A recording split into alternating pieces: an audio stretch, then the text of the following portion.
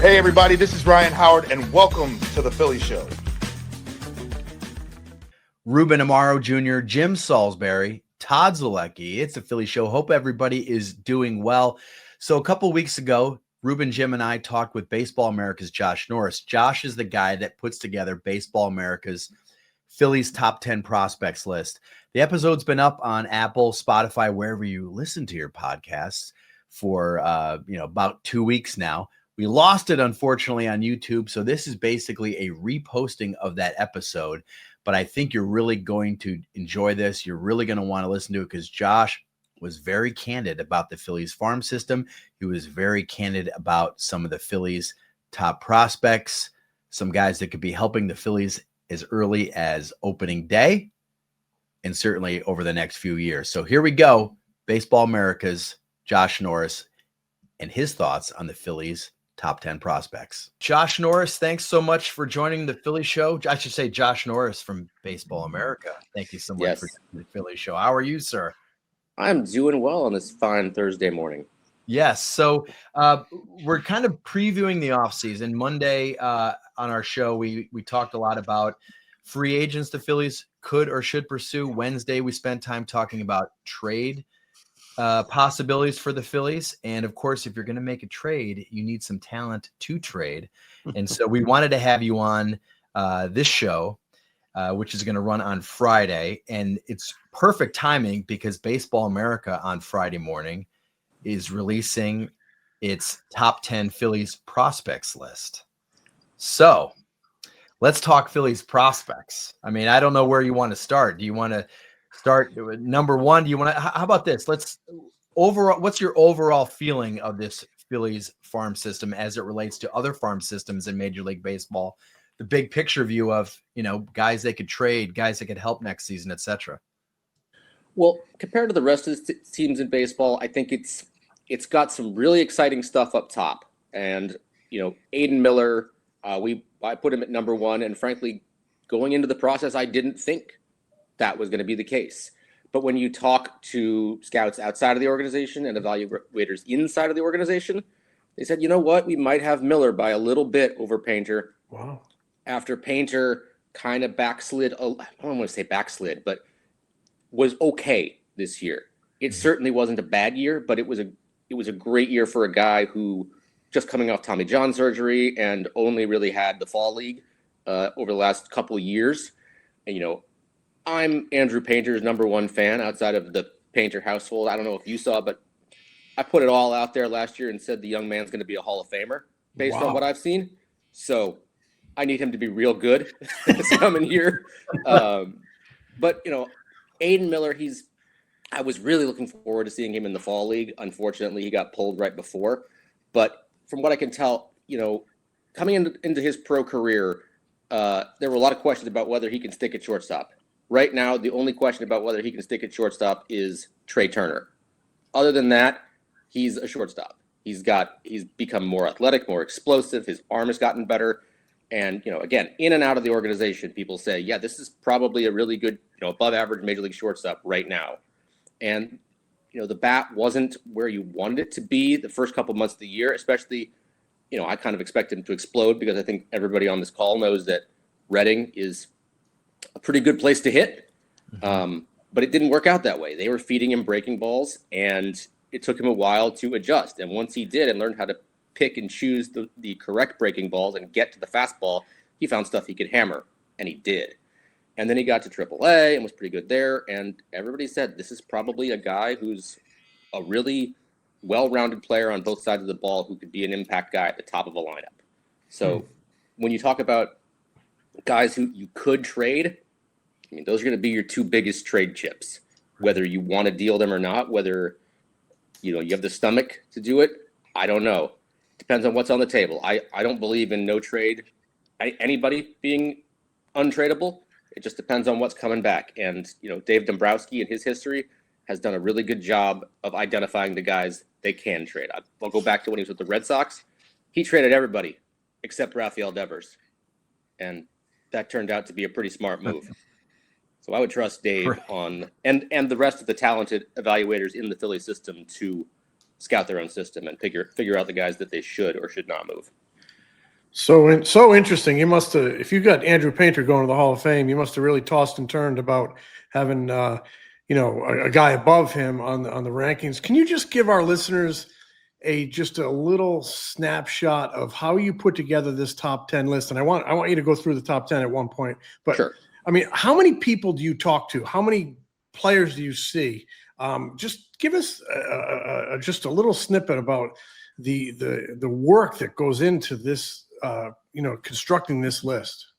Well, I mean, to put it this way, I've got 18 pages of notes on the Phillies system, and it might be one year I had 12 reports on one guy, which was probably overkill, but I had it.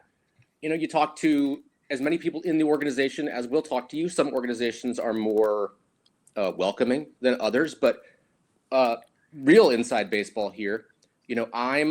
My background before Baseball America is I covered the AA Yankees team in Trenton, New Jersey for 6 years, and I covered Luke Merton when he was a player. So not only do I feel old, but I feel connected to that guy. And Edward Gonzalez, their minor league hitting coordinator, or one of their minor league hitting coordinators. I talked to him when he was a player. I remember him hitting home runs in Trenton. So I've got a little bit of a base of knowledge with some of these guys, and I'm sure you guys all know Preston Mattingly is easy to talk to. But I've also been doing this in some form or fashion for close to 20 years now, and I've met a lot of scouts. I think I have at least one scout outside the Phillies organization in all 30 clubs. So I know these people. I don't see them as much as I used to in person, just because I'm in Raleigh, North Carolina, and if Jersey Shore comes down here, cool. But I will see. I did see the FCL a little bit this year, and I probably saw one or two guys of theirs in the Dominican, but that was about it. So a lot of our guys do it differently. Some people do it a lot based on their own opinion. And like I said, when I saw Painter and kind of formed that opinion on him, it was his last start in high A in whatever the year that was, 2022. And fellas, I've seen a ton of pitching prospects in my life. I've seen just about all of them. He was up there. I remember leaving the park that day thinking, I've only felt this way 3 times. Right. So this is pretty amazing. Who were the other two? Jose Fernandez and Steven Strasburg. They were okay. Yep. Hey, I wanted to get to you a little bit about and dive a little bit deeper in on Aidan Miller, if I may. Sure. I know he put up a ton of numbers as far as stealing bases. Is he a base stealer? Is he a burner? Is it instinct? Is it speed? What do you think, and what are they thinking about what he could be as far as a base stealer? I know he runs well, but I was kind of curious about whether that's going to be a real weapon for him at the major league level. That's an interesting question, and one that comes up a lot in a couple other systems. He stole, 60 bags or something like that this year. He's not an 80 runner. We've got him down as a 50, which is a little bit of a future grade, but he's at least above average right now. But you're right. It is, a lot of this is instincts, and the new rules in the minor leagues and the major leagues designed to encourage base stealing. They're working. The bases are a little bit bigger. They know how many moves a guy has left, and some guys have really good instincts. I'll give you another kind of example. In another system I do, the Dodgers, they've got a guy named Josue DePaula, who we have as a 30 runner. He stole like 35, 40 bags this year. Because if you're smart enough, you can do it. And that's kind of another thing that kind of sets this guy's skill level above other players, is he's got the instincts and the smarts to maybe overcome just an average run tool. If you can get the correct leads, we saw what that meant in the World Series. You can, steal more bags than maybe your pure speed would allow. So I guess that's my way of answering your question. He's not a burner. He's not going to be, prime Trey Turner in that regard, but he'll take his share of bags. So Josh, let's. I'm kind of dying now to know the top 10 list. All right. Well, let's recap. You've given us the first 2. You got Aidan Miller, number 1, Andrew Painter, number 2. Yep. Drum Justin Crawford at 3. Okay. Aron Escobar at 4. Gage Wood at 5. Okay. Let's see. Dante Nory at 6. Gabriel Ricones at 7. New draftee Matthew Fisher at 8. Interesting. Moises Chassé at 9, and Cade Obermuller at 10. Okay. All right. Wow, a lot of names. I'd love to ask you something about every one of them, but I'm gonna hit you with the Ricones one because he's the closest guy to a possibility of being another piece. I know he's left-handed. I know he's a left-handed hitter.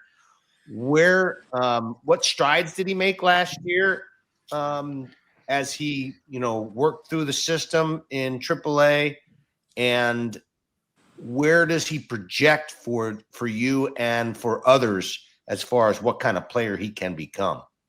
I think part of last year was staying, a little healthier than he has been. I'd seen him the most, and frankly, it was in the Fall League and the GCL, which is not where you want to see a player of his caliber, Fall League aside.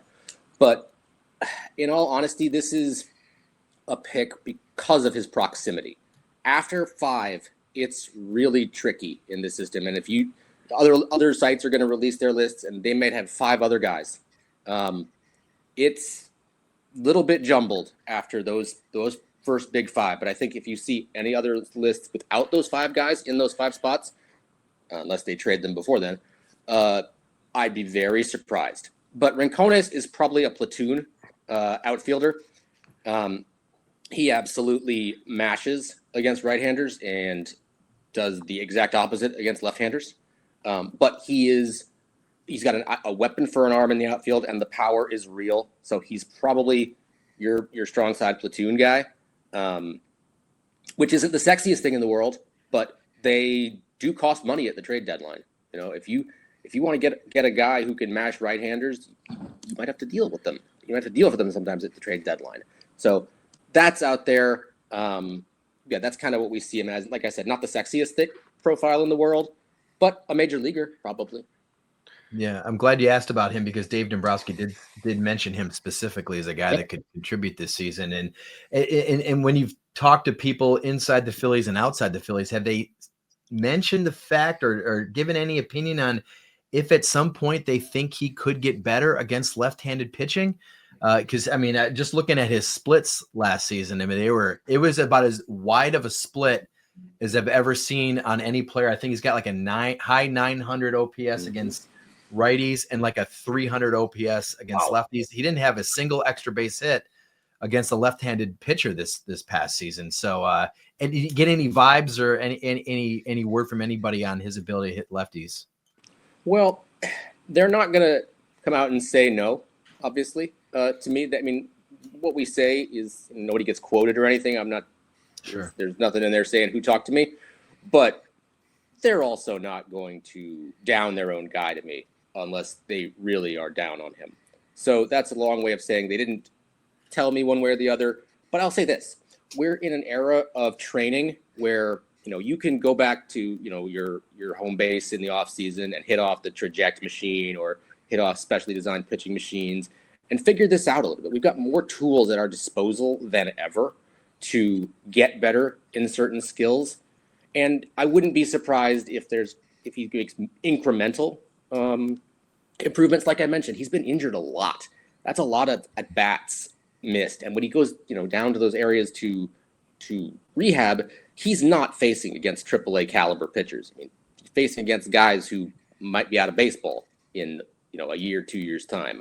So it's not the most fair competition in the world. So part of this is he's just at an at bat deficit in terms of his pro experience, and there's always room to improve, I suppose. Holiday shopping season is here, and we have you covered from head to toe. Let's talk about an area that's not quite close to the toes. Let's get crazy with this holiday season. Yeah, that's MeUndies I'm spinning around, but the holiday season, now you can get MeUndies with some holiday prints on them. That's right, ridiculously soft fabric holiday prints, matching holiday prints with your special person, or you can coordinate PJs for the family photo. And right now you can get up to 50% off with the code FOUL. We rock MeUndies. You should too. We're talking over 30 million pairs sold. Knock out all your holiday gifting needs today with MeUndies to get exclusive holiday deals up to, yep, I said it, 50% off. Go to MeUndies.com/foul and enter promo code FOUL. That's MEUNDIES.com/FOUL. Promo code FOUL for up to 50% off.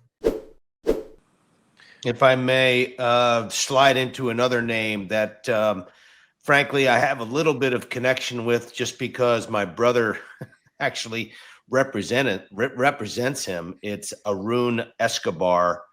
I know Aron has sort of started to climb up the ranks and become a little bit more famous, so to speak, because of his bat.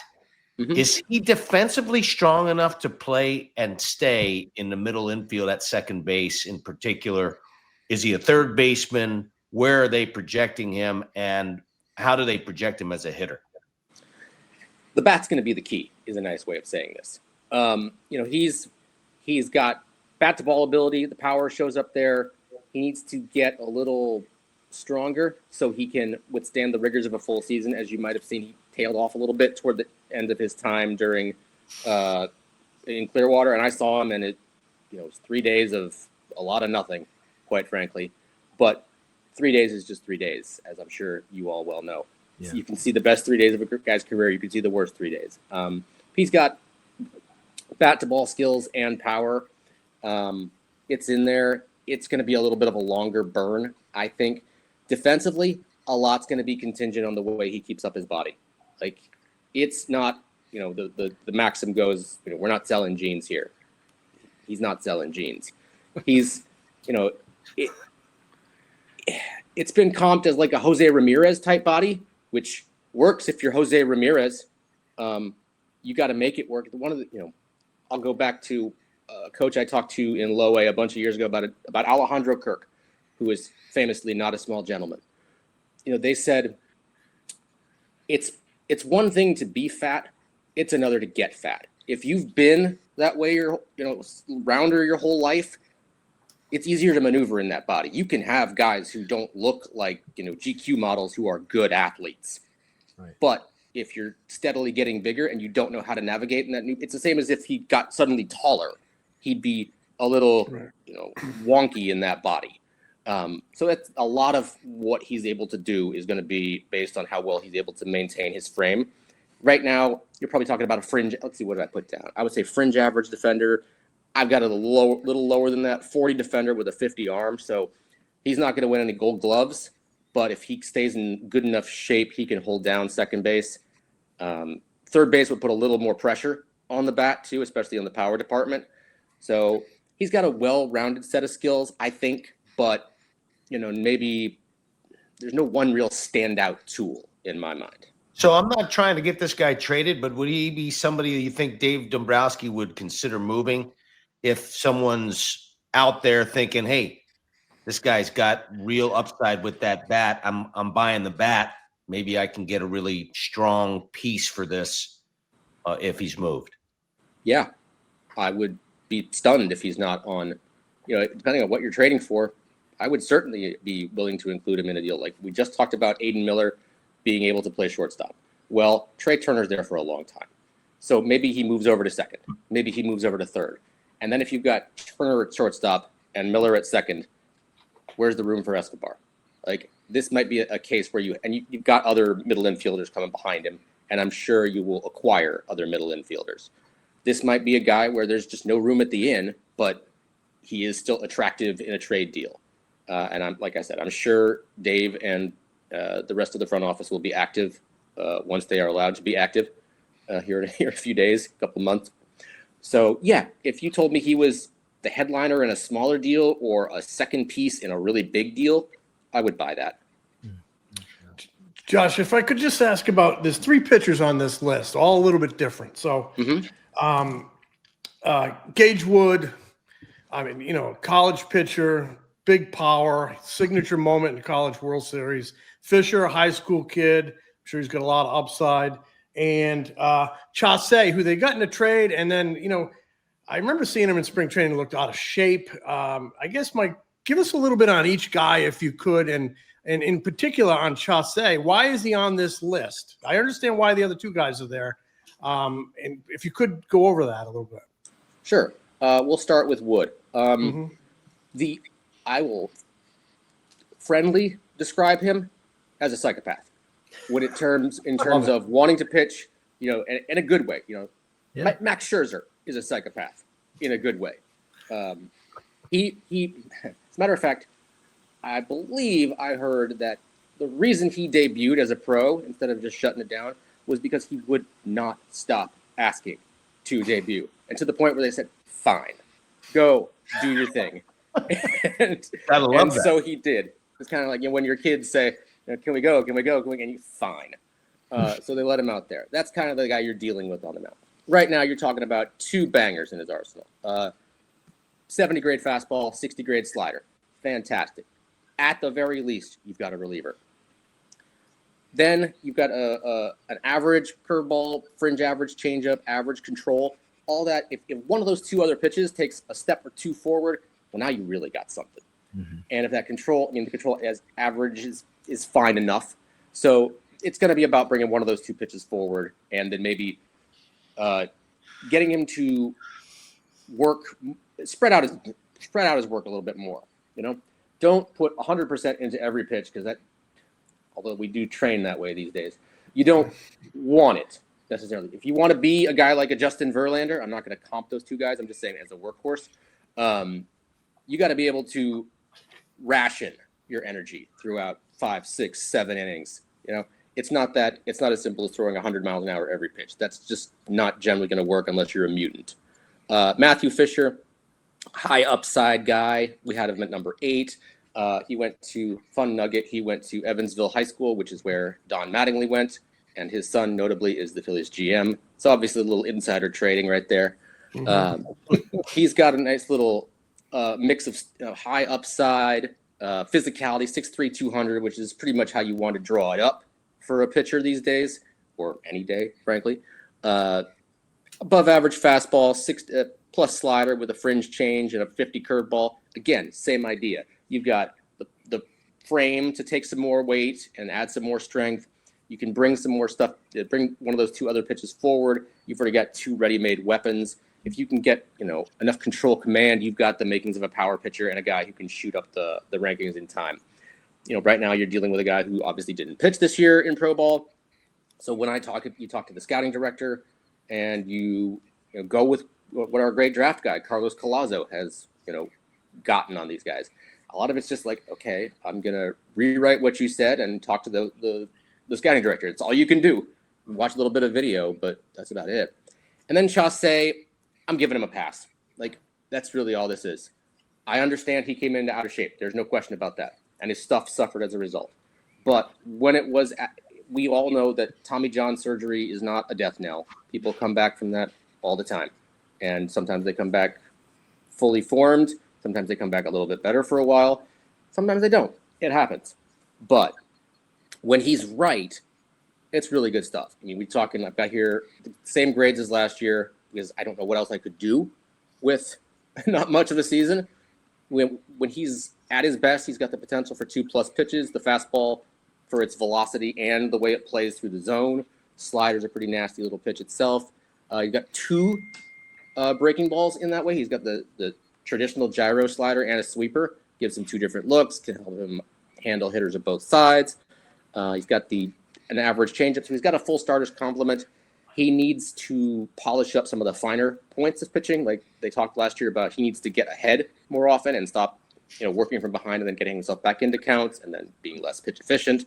If he doesn't do that, well, he's probably a reliever. So as I mentioned earlier, this is not the deepest system in the world right now. So I kind of gave him a little bit of a pass.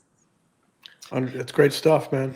Yeah, Josh, it's funny when the Phillies drafted Gage Wood this summer, immediately X blew up, social media blew up and goes, he's going to be in the bullpen by the end of the season.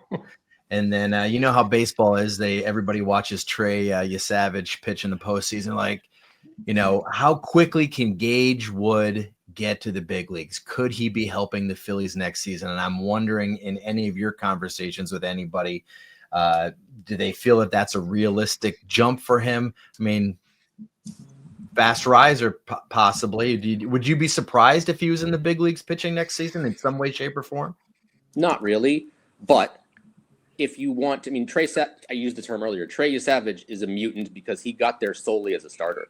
And I get there was a couple relief appearances down the stretch, but that doesn't happen where you get a guy probably shouldn't have started in low A with his pedigree, but he did anyway, moving all 4 levels and then getting there. That's unheard of. But this guy, if he figures out his target areas, could he get there as a starter? I don't know. But if he's in there as a reliever toward the end, I assume the Phillies will be in the postseason again because they are just the kind of team that they don't reboot, they reload. You know, so they will probably be there in some form or fashion. If you tell me if he's got some bullets left in the tank by the end of the season, if he is in the big league bullpen, I wouldn't be surprised. I mean, he's got that kind of stuff. You saw what he did in the College World Series, and you saw he's got that. Here it is, hit it, I dare you attitude about him that you do need in the late innings. So we'll see. Great stuff. How about this? Just a ton of names I want to ask you about on the list, but I didn't see Keaton Anthony. It looks like he's got a pretty good bat. I know he might be a little older. Did you consider him? What's your kind of report and your take on Keaton Anthony? You know, he's okay. He's a first base only guy, and for that reason, I think he needs to mash a little more than he does. And yes, he is a little bit older. Internally, they were not as high on him as you might think based on the numbers.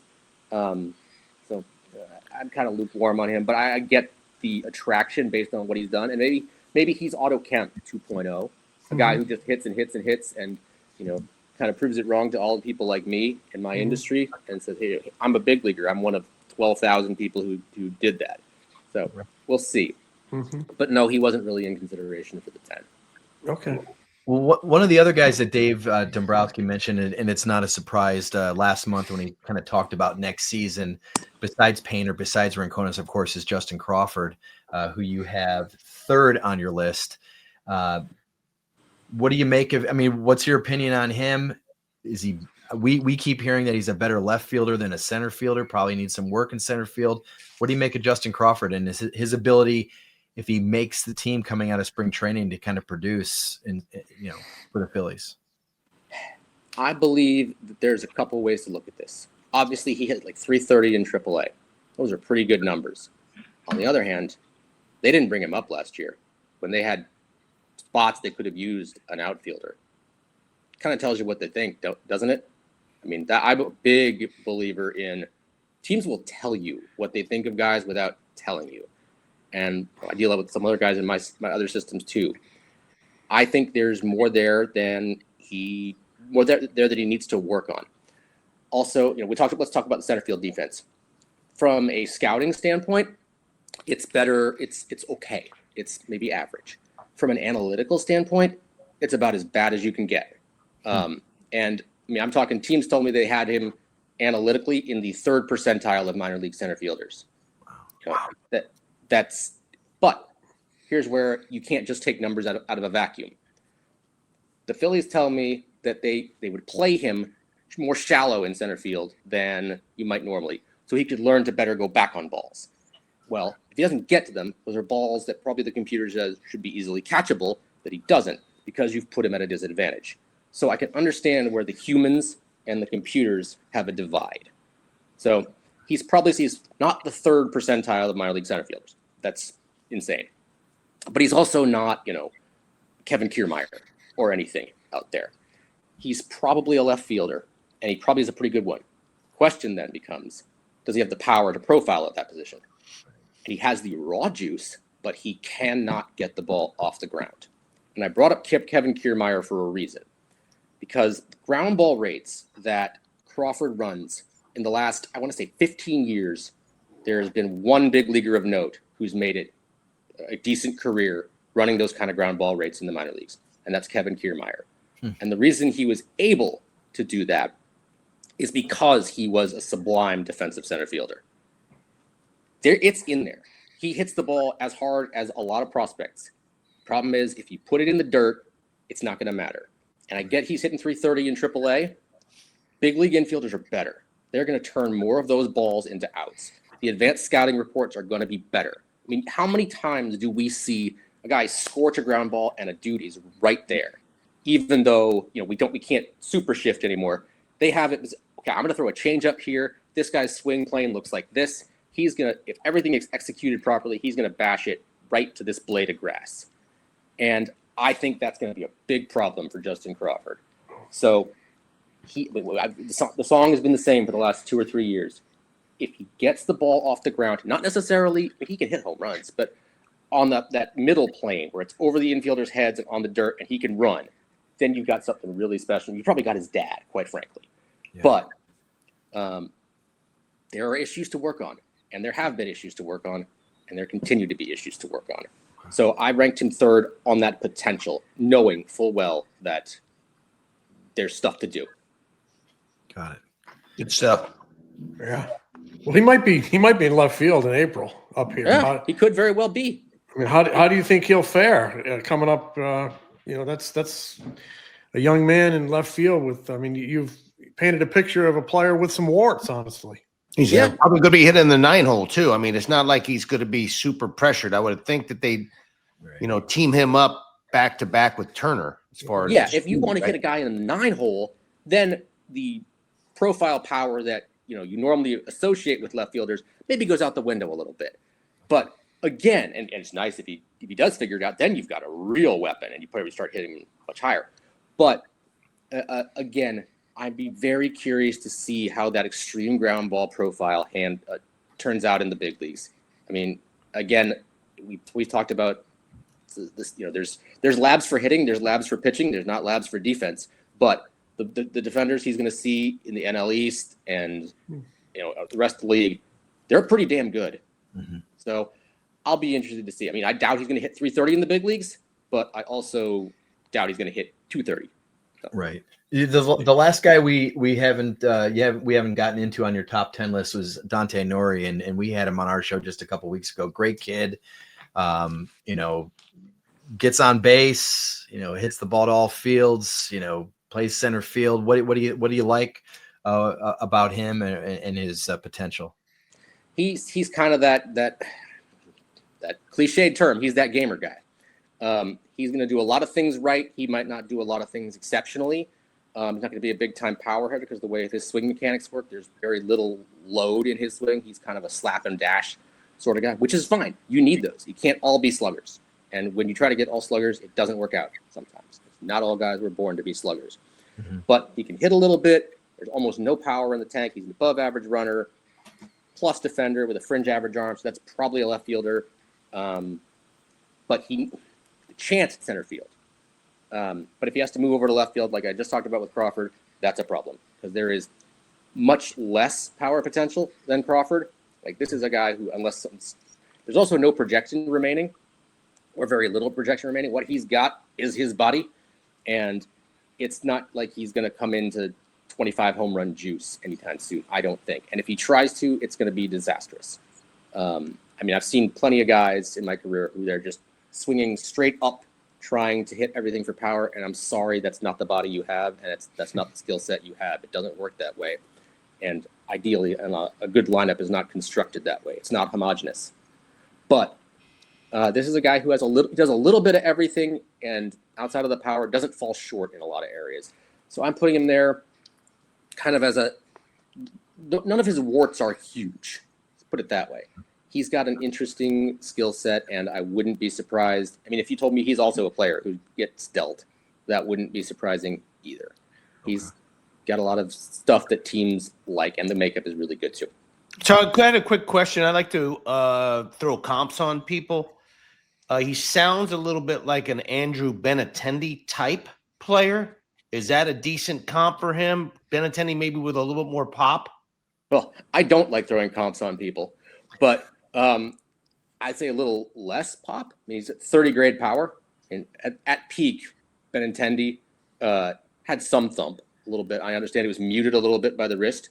Fun fact, inside baseball, we gave him our College Player of the Year award back in the day. I got to present him that award, which was silly because I didn't know anything about him. I was on the pro beat. That was one of the worst speeches in the history of human words, quite frankly. And he found me a couple of years later and said, "You're the guy who gave that terrible speech." You're absolutely right, Andrew. I am. So thank you for bringing that up. He remembers. But anyway. I did have an opportunity to coach him in Boston for a year or so. Just as far as makeup and stuff, the way he went about it, pretty solid. Kind of hard scrabble guy. So would you agree with me that Benintendi at his peak had better than 30 power? Yeah, I think Benintendi's probably more like a 40 to 45 power type guy at his peak. Didn't really translate as far as raw power in the big leagues necessarily, but yes, now he's probably a 10 to 18 home run guy. Yeah, that's way more than I would expect from Nory. So right, just kind of an okay guy in center field. If he sticks in center field, that's really the key. And I wonder what kind of opportunities he's going to get to do that based on who he's got in front of him. But he's a really interesting ball player, and I liked him a little bit when I saw him in Clearwater, and I think I saw him a little bit in the fall league. My fall league trip is kind of jumbled at this point, especially because of all the rain that I got. But, interesting little player. That's pretty much a very short way of describing him. Just interesting little ball player. Josh, when they drafted Nory, they drafted the kid Burkholder right behind him, another outfielder. I heard a lot about him at draft time. I think he was hurt this year a little bit. Mm-hmm. What's your kind of feel on him? I think they have him higher than I do. Okay. And when I actually, here, full disclosure, I was writing him as number 10. And then as I write him, I'm going, I can't. There's got to be somebody better here. Like, there are skills there, but there are major warts. And one of those warts is health. He has not stayed on the field. And when he does, he has some pretty bad swing and miss tendencies. And I can't put a guy in 10 who, unless the system is much worse, who has not stayed healthy and really not produced. Like, I talked to one scout, and I'll kind of sum up what he said like this, he doesn't do this, he doesn't do this, he doesn't do this, but you know what? I can make him a roll 50. All right, well, that's the most optimistic look I've seen in a while. You just said 86 things you hate about him, and you gave him a 5. But so that's interesting. But I get it. There's upside there. And I would like him to show it first. It's kind of a boomer bust profile, and right now it's a little bit bustier than you would like. They traded a catching prospect there to the Twins. They got any catching coming? A little bit. Nothing quite as sexy as Tayit. Yeah. Caden Hediger is going to be on that list. Caleb Ricketts, who outside chance to get protected for the Rule 5.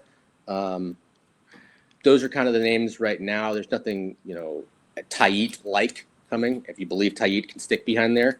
Heard the name Farabus a little bit. Farabus is a good one. Yeah, he's a little bit lower on the pecking order. He's, none of these guys are, starters. I don't think frontline starters in the big leagues. Certainly Real Muto doesn't have to worry about any of these guys. I don't think. I guess that's a kind of catty way to put it. But they're interesting, but they're not. They weren't in consideration for the 10. I don't think they've had their moments in the past, but they've just been moments. Josh, I know the last couple of years before he now has elevated in the rankings, Aron Escobar, a lot of teams are kind of calling the Phillies on him for potential trade. Is there anybody that we have not talked about? Maybe, who are your under the radar guys that if the Phillies make a trade this winter and he's included, we might be surprised to know that, oh yeah, the Twins were really in on this guy. They love this guy, even though he's not in any top 10 list. The guy I would come up with, especially if you're asking about the Twins, who are pitching demons, a lot of organizations are these days. Ramon Marquez, right-hander it was in the FCL, and then I saw him in the FCL, and then he pitched in the FSL later in the year. And one disaster start, and then a lot of borderline gems. You're talking about a guy with a 50 to 55, 60 fastball, above average changeup, above average slider, needs to throw more strikes. A lot of raw ingredients there. When I saw him, he was pretty nasty. He went pitch for pitch with one of the Blue Jays' better prospects, Johnny King. That changeup is real. And truth be told, if you have anything close to a real changeup, and I'm sure you know this all, you can do a lot of damage against low-level hitters who are allergic to that particular pitch. And that was the case that day. There were a lot of low-level hitters who hadn't seen a whole heck of a lot of changeups. He's got, but those two pitches working in the fastball and the changeup working in concert are pretty good. The slider it needs to be a little more consistent, but you've got a lot of good characteristics on the fastball as well. So this is a guy who's an arm on the rise that was mentioned to me at midseason. As I'm sure our listeners know, we update these lists constantly. And around May, June, one of their guys said, "Hey, maybe pay attention to this guy." And there's some smart evaluators in those systems, and he was correct. Another guy who's come up a lot. I don't know if he'd be a trade chip as maybe he might be a third piece at this point. Gabe Craig. He's an older guy. They got him in the draft this year. Big fastball, absolutely filthy sweeper. That's going to do damage against some better hitters, and did so against. I was watching a little bit of video last night in prep for this call. I saw him, take apart Nolan Schubart of Oklahoma State with one of these things, and turn him into a marionette, kind of with what he was spinning at his feet. It was pretty impressive. So this is a guy. You talk about fast movers. This is a guy who might be able to see AAA at the end of the year, especially because he's older. He's got a high college pedigree. And like I said, the stuff is real. And the last one I'll give you is a local kid around here, James Talon, who they brought up when I was talking to them at midseason. Duke guy, lefty slider, fastball kind of plays a little bit better than the velocity, maybe fits at the back end of a top 30. And I should know I'm writing a top 30. But there's they have a lot of stuff, a lot of traits that they covet in particular with fastballs, and he kind of hits all of them. So that might be a little guy to watch too, maybe more of a mid-season trade than an off-season trade after he kind of proves it in a regular season setting. So before we wrap up, how about just a thought on Andrew Painter? We kind of glossed over him at the top. Your take on his season, why it maybe wasn't as stellar as everybody expected. Do you expect to see him in the rotation in April? And just, I know you've given him some high marks in the past. You mentioned those 3 words, HOF. What are we going to see? How about this? What are we going to see Andrew Painter in 26? I think you'll see him in the rotation at some point. They are still believing him a lot. The reason or reasons his season was maybe not a bad season. The fact that a guy coming off Tommy John surgery took the ball every single time is an achievement in and of itself. So his arm slot dropped throughout the course of the year, and part of that is the workload. And when his arm slot dropped, it affected the way his fastball played. I get it. It's 97 to 100 or whatever, but it became more hittable as a result. We all know on this call that 97 to 100 in the big leagues, it ain't what it used to be. It's not kryptonite. And AAA hitters prove the same. If he can improve that fastball quality and get that arm slot back up to where it needs to be, I think he'll be right back where we all saw him 2-3 years ago. They also changed the way his changeup works. They more of a kind of a fourth, fifth pitch. They changed the grip on it. Again, we could do amazing things in this game right now with high-speed cameras and biomechanists and all sorts of people who are way smarter than me. I don't know about y'all, who can pitch design and do all those things. And they found a better changeup for it. They also added a 2-seamer. We're in that era right now where a guy can have a cutter, a 4-seamer, and a 2-seamer, and that's not uncommon. They gave him a 2-seamer, maybe to make him be a little bit more pitch efficient and kind of as a backup in case that 4-seamer really wasn't playing well. He only threw it 3% of the time in the minor leagues this year. But it's there. It's another weapon. It's another button you can press on PitchCom at this point.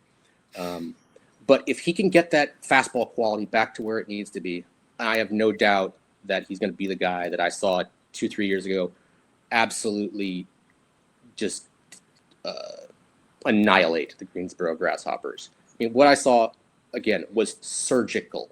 Just he did everything he wanted and more. Another inside baseball kind of tidbit. So we were doing best tools at the time. I don't know if you're really familiar with that. The Greensboro manager had already submitted his ballot. He called me after that start and said, change every pitching category to Andrew Painter. This is unreal. Like he gave up like 2 hits that outing over 7, and I think those 2 hits were mercy. Like there's bleeders over the infield or whatever. Just Right. you leave the park, just kind of you think about it your entire 70-minute drive home.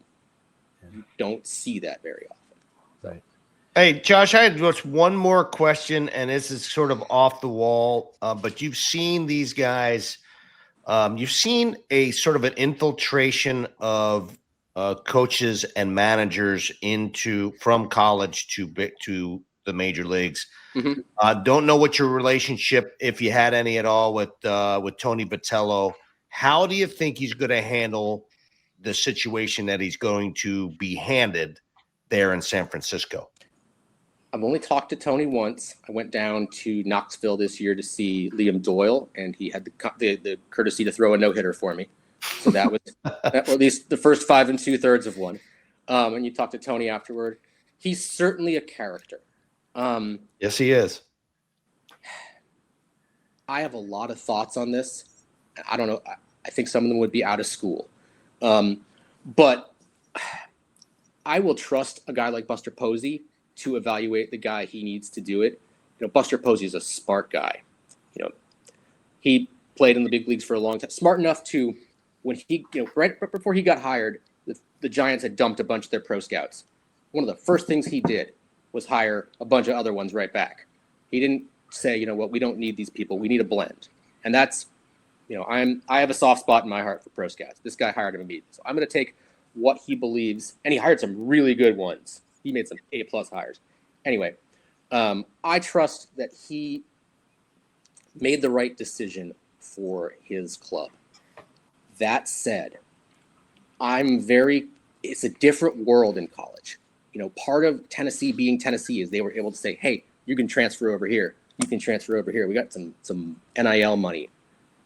You're not going to take Shohei Ohtani to dinner and get him an NIL package and get him over to San Francisco. So there's a big beast in the West, and there might be 2 beasts depending on how the Padres do. I'm very curious how much Tony can make a difference in San Francisco. I wonder how a guy like Rafael Devers is going to react to a person or a personality like Tony Vitello's. Established big leaguers are not the same as 18, 21, 22-year-old college kids. You can't sis boom ba rah rah rah your way to a title or success. We've seen it where Nick Saban was okay in the NFL. Urban Meyer was a disaster in the NFL. I'm not saying it's just going to be very interesting. And he's relatively young, 47. He looks way younger than he is. It's the hair, but I think I'm very interested. And the only other thing too is I really wish there were a bigger pipeline of minor league coaches and managers to get chances in the big leagues. The other guy on the other side of the World Series this year, we have Dave Roberts obviously played for a long time. John Schneider came up through the big leagues or the minor leagues. I've talked to him when he was in AA. He coached a lot of these guys. He's got established relationship with a lot of these players, managed for Bo Bichette and Vladdy, and that matters. So Tony's going to have to get relationships with a lot of these guys on the fly. Not all of them. Drew Gilbert obviously was one of his kids, and they've got Blade Tidwell, who was one of his. Maui Ahuna, if he gets there in San Francisco, is one of his kids. But he's going to have to start now establishing relationships with all 25, 26 guys on that roster. And last year, this is a long answer, Terry Francona, when he got hired by Cincinnati, I was in the fall league. He came down to the fall league and was pounding around. At that point, they had Christian Encarnacion Strand and Matt McClain rehabbing in the fall league. And he came down there and got acquainted with them. And he got acquainted with the pro staff, the pro scouts who were there at the time. And he, for 3 or 4 days, I was seeing Terry Francona just in the parking lot BSing with various members of the Reds organization. So it's November 6th, and we've got, 3 months till spring training. He's going to have to start building relations with all those guys, whether that's they're having a camp in Oracle right now with some of their prospects. I didn't expect to talk so much about the Giants on this podcast, but they're having a prospect camp right now at San Francisco.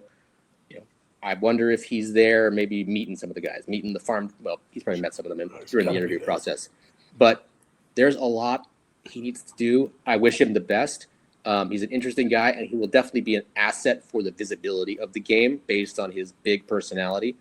And if he is successful, maybe that's a new avenue to get coaching talent to the big leagues. We'll see. So I wish the best to him. Josh, my last question is a little bit more than a month from now is the Rule 5 draft. Okay. And Andrew Somewhere Painter, my boss got very excited.